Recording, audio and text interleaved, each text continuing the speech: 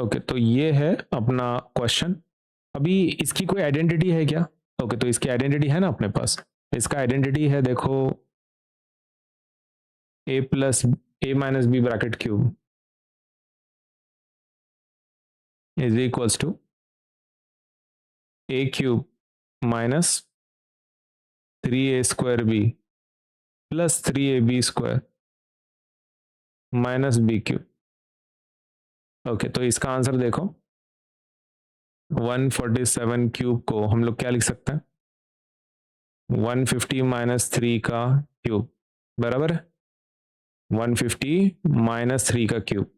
Okay, तो इसमें a का वैल्यू क्या हो गया? a का वैल्यू 150 हो गया, b का वैल्यू 3 हो गया।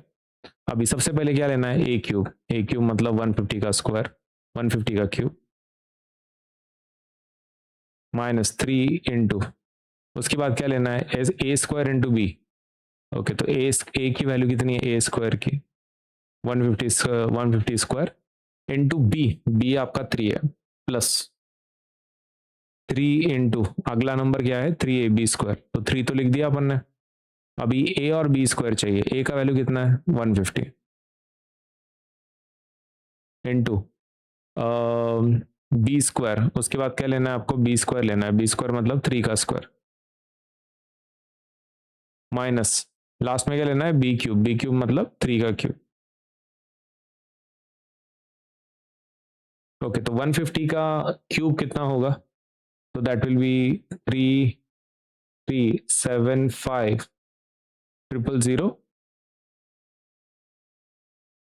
15 का क्यूब करना है, तो 3375 माइनस इसका मल्टीप्लीकेशन कितना होगा? तो that will be 202500 plus 4050 minus 27। कितना आंसर आएगा ये?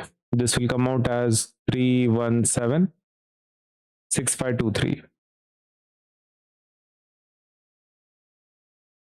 ठीक है, that will be your answer.